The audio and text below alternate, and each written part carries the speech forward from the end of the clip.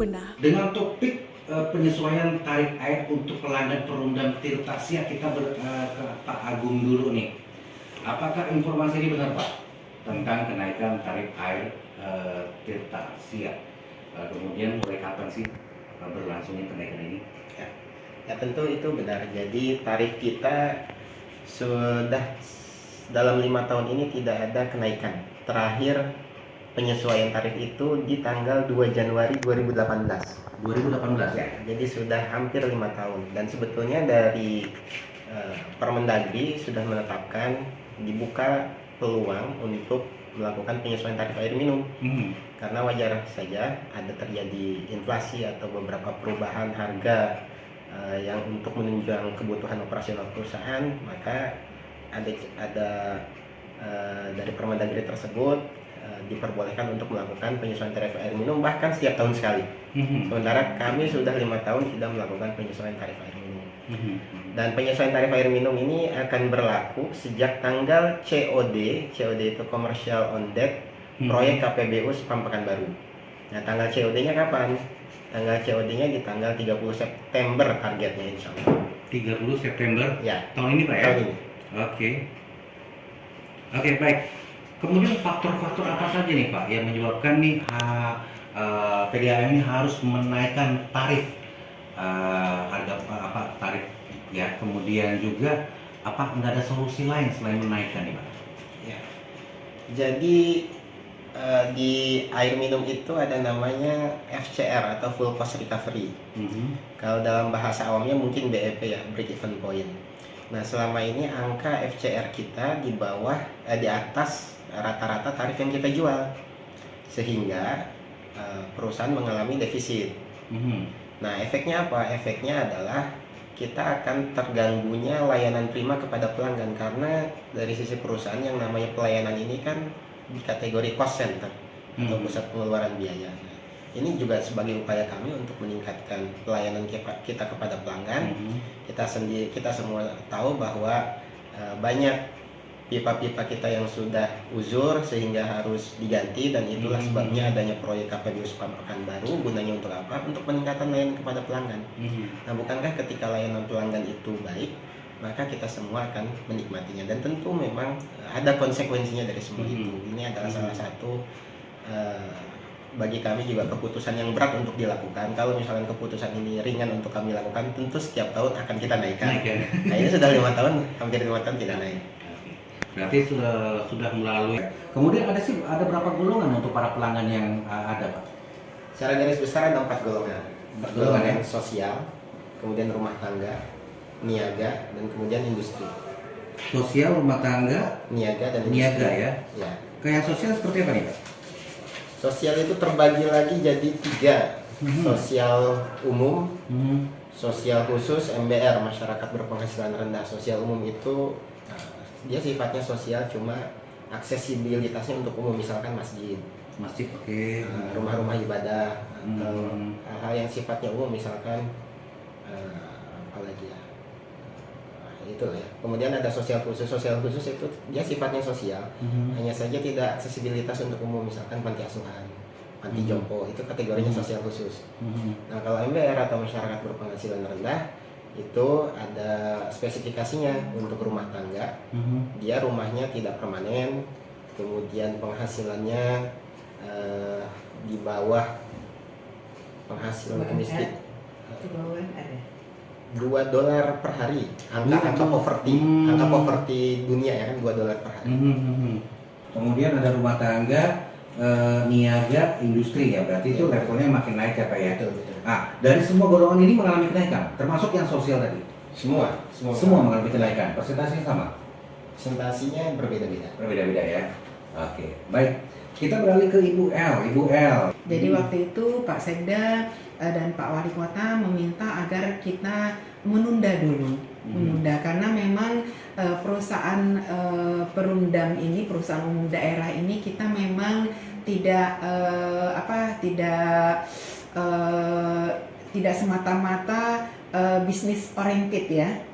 Karena kita di sini juga memberikan pelayanan, pemerintah memberikan pelayanan kepada masyarakat melalui PDAM ini. Jadi berbeda memang PDAM ini memang salah satu BUMD kita, tetapi tidak bisnis oriented semata-mata. Tidak Jadi, dikomersilkan gitu. Iya, beda dengan BUMD lainnya, misalnya BPR, Bank Pembangunan Rakyat, kemudian beda dengan PT SPP dan lain sebagainya. Itu memang dia bisnis oriented. Tetapi khusus untuk PDAM ini memang kita sedikit lebih banyak sebenarnya pelayanan kepada masyarakat.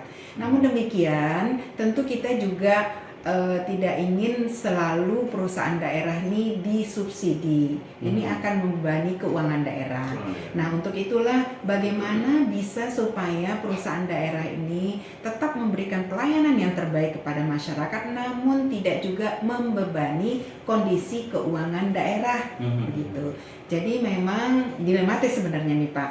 Kita juga menaikkan tarif ini juga sudah berpuluh-puluh kali berpikir, mengkaji, akhirnya makanya kita menetapkan bahwa tarif air minum ini baru bisa kita naikkan setelah COD tadi, komersial on date-nya itu keluar. Maksudnya apa? Dengan memberikan kenaikan tarif, tetapi kita memberikan pelayanan lebih kepada masyarakat. Lebihnya apa? Kualitas airnya itu lebih bagus, lebih jernih, hampir sama dengan kualitas air kemasan, begitu loh. Jadi walaupun mungkin masyarakat mungkin agak terbebani, tetapi terobati dengan adanya pelayanan yang diberikan lebih maksimal. Makanya kita menunggu COD, baru kita mau menaikkan tarif. Tentu seimbang ya Pak ya, antara pelayanan yang kita berikan dengan juga tarif yang kita naikkan. Jadi kalau kita bilang ada barang ada harga ya Pak ya. Nah, jadi itulah supaya ini juga tidak terlalu membebani keuangan. Kalau kita tidak kebijakan ini tidak kita ambil, itu akan membebani keuangan daerah. Kita harus subsidi PDAM. Oke, baik. Agung, ini mulai kapan sosialisasi untuk kenaikan tarif air? Kalau kepada pelanggan sudah berlangsung sejak 1 bulan yang lalu. Ya. 1 bulan yang lalu kita sudah pasang banner di kantor kita, jadi pelanggan kan sebagian besar melakukan pembayaran datang ke kantor kita. Kita juga pada tanggal 28 Juli kemarin kita sudah kumpulkan kalangan-kalangan usaha yang terdampak terhadap jaringan perpipaan, dan kita sudah sosialisasikan juga di Hotel Prime Park tanggal 28 Juli, dan sekarang kita paralel karena semakin dekat kita akan semakin gencar lagi untuk melakukan sosialisasi. Oke, baik. Kemudian reaksi masyarakat gimana dengan adanya berita informasi bahwa ini sudah pada banyak yang naik, bahan pokok naik, listrik naik, air naik juga gitu. Betul Pak. Memang ini suatu keputusan yang sangat sulit diambil oleh pemerintah daerah ya untuk kenaikan tarif ini, karena sangat momennya sangat berdekatan dengan segala kenaikan yang terjadi saat ini. Nah, kita juga sebenarnya seperti makan si buah si malakama. Di satu sisi kita ingin sekali supaya ini tidak terjadi, di sisi lain ini juga akan berdampak negatif terhadap pembangunan. Kalau nanti kita tidak naikkan air, konsekuensinya pemerintah daerah dalam hal ini tentu Pemko harus mensubsidi, yang subsidi terhadap biaya yang dikeluarkan, jadi kan selisih itu harus disubsidi oleh pemerintah Kota Pekanbaru. Sementara Kota Pekanbaru saat ini juga harus membangun kelas-kelas baru untuk siswa. Kita tahu bahwa sekarang ini lulusan SD itu hampir tidak tertampung di seluruh SMP negeri yang ada. Nah, ini harus kita setiap tahun Pak Wali Kota, dalam ini Pak PJ Wali Kota itu sudah komitmen menganggarkan pembangunan kelas baru Pak, maupun sekolah-sekolah baru untuk level SMP tentunya. Nah, ini butuh biaya kan Pak? Kalau kita nanti tarik lagi biaya itu ya, jadi tapi kenaikan ini masih tergolong wajar nggak Bu ya? Wajar.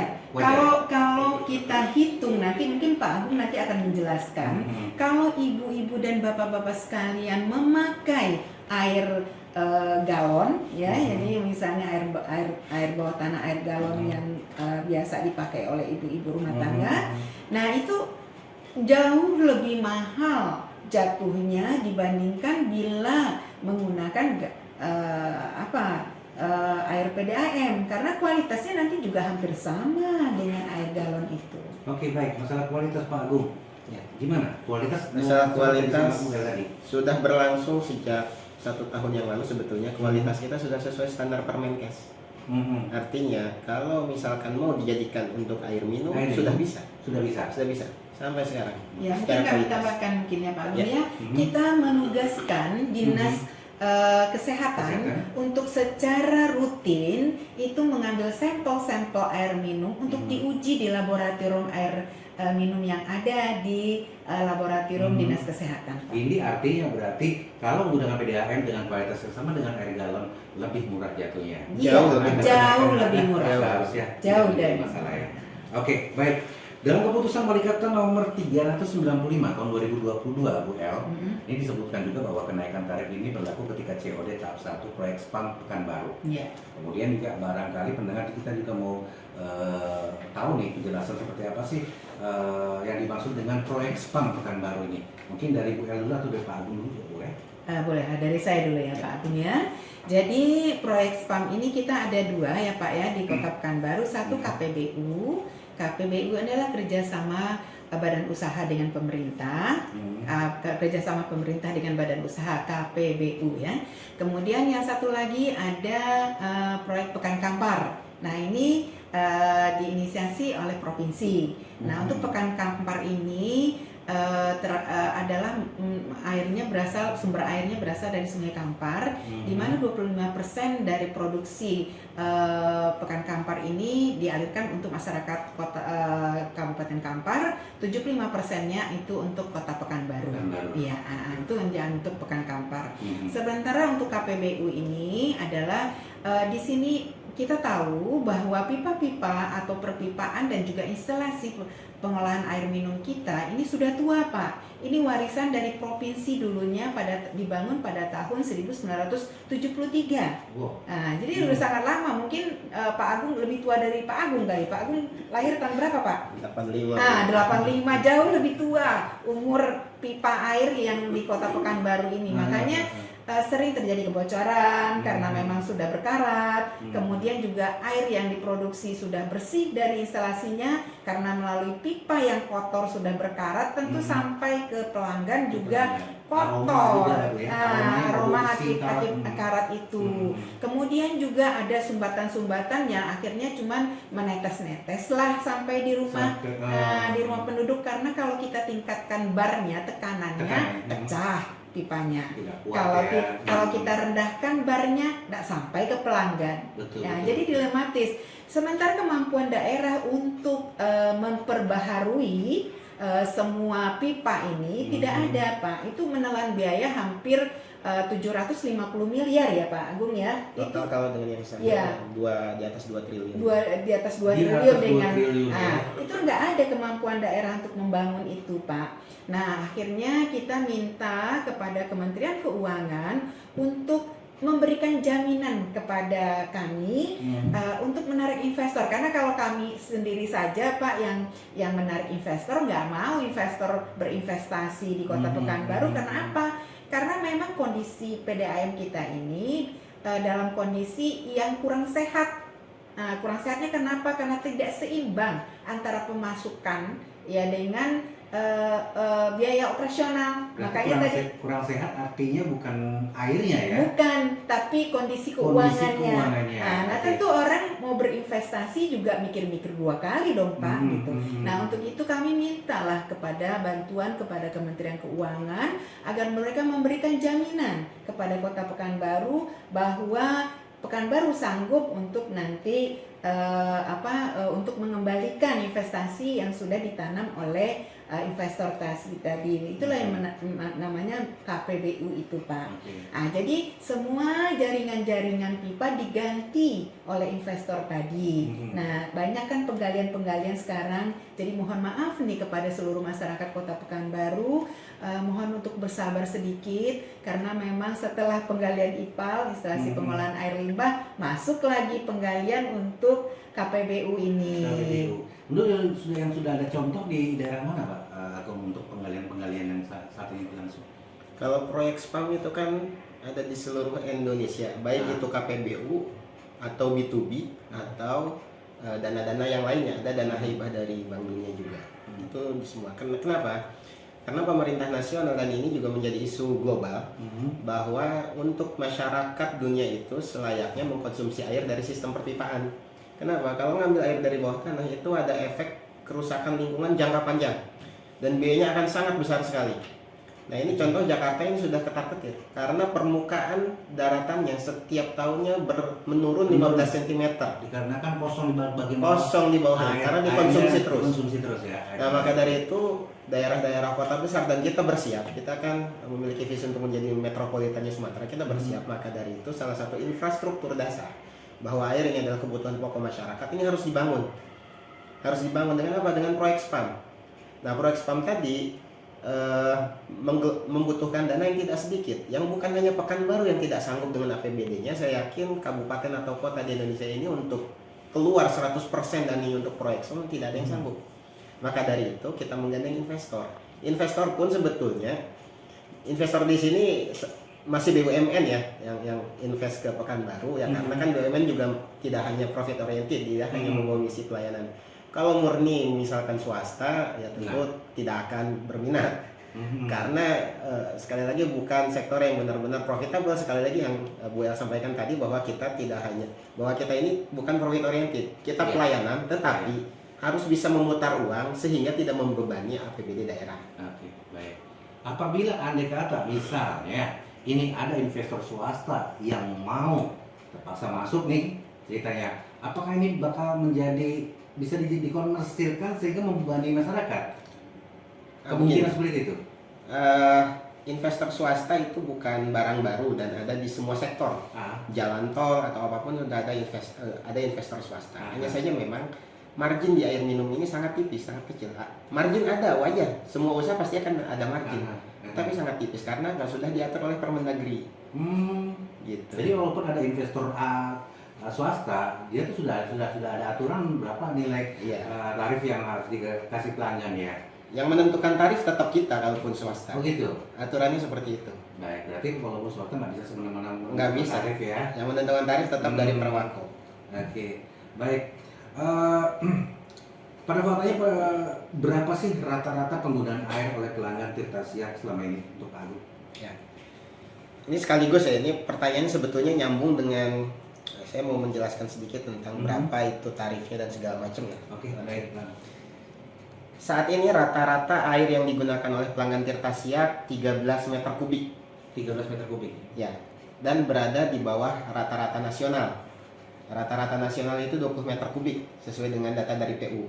Mengapa kita berada di bawah rata-rata nasional? Karena sering terjadi kebocoran. Ketika terjadi kebocoran, maka kan meteran di rumah pelanggan kan tidak berputar. Ketika terjadi kebocoran, suplai air terhenti, meteran tidak berputar. Dan gangguannya kan bukan hanya 1 kali dan 2 kali. Itulah yang saya juga mohon maaf melalui forum ini, mohon maaf karena kita memang sedang berbenah, insya Allah menuju yang lebih baik. Maka dari itu sekarang kita ada 2 proyek spam sekaligus. 13 meter kubik penggunaan kita. Kalau kita lihat lagi, kebutuhan pokok manusia itu berapa sih sebetulnya? Minimal sekurang-kurangnya kebutuhan pokok manusia ini sesuai dengan Permendagri nomor 21 tahun 2020 adalah 60 liter per orang per hari. Rata-rata dalam satu rumah tangga itu 4-5 orang. Jadi dalam 1 bulan kebutuhannya sekurang-kurangnya 10 meter kubik per rumah tangga per bulan.